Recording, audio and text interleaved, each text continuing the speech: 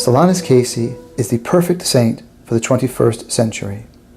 In a world in which Google has indexed more than 30 trillion pages on the internet, and most of us are bombarded with thousands of advertising sites a day, Solanus Casey spoke very little because he was too busy listening.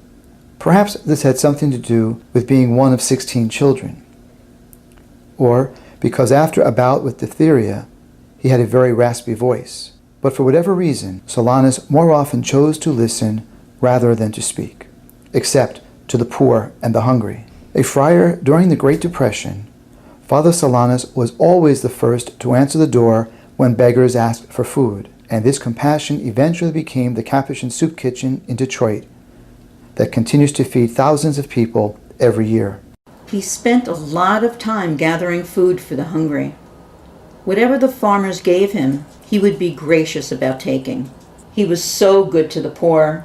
He always had time to talk to people who were seeking his favors, blessings, and so on. He just was a very soft-spoken, quiet man, and he devoted his life to people that were unfortunate, just giving his life to the poor. Dismissed from the seminary because he could not learn Latin, Solanus persisted and joined the Capuchins, but still struggled so badly with his studies that when he was finally ordained, he was not allowed to preach formally or hear confessions, a trial that most priests would feel overburdened by, but not Solanus.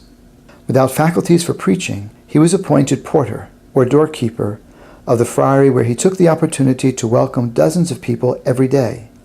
Solanus would sit with his visitors, let them tell their story, and then offer them a blessing or a few words of advice.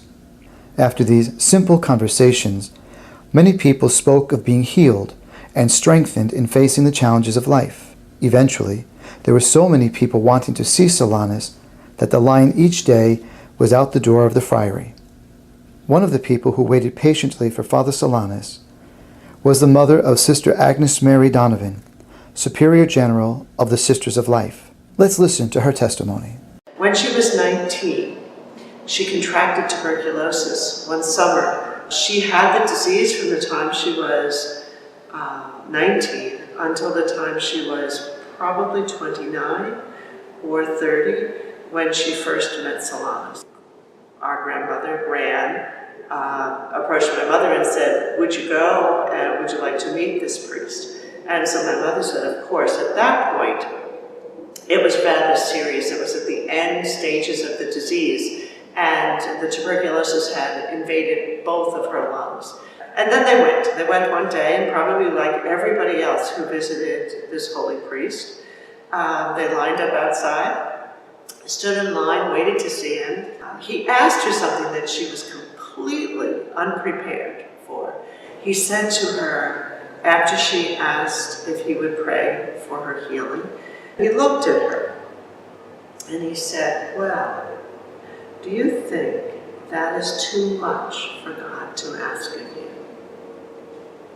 And she said, "Oh, I never thought that he'd ask something like that." But after she had consulted her heart, she said to him, "No, I don't think that's too much for God to ask." And he said, "All right then, we will pray and we will see what God will do." And she left, never saw him again, to my knowledge, and would slowly, over weeks and several months, realize that she was completely healed, and that it wasn't returning. The disease was not returning.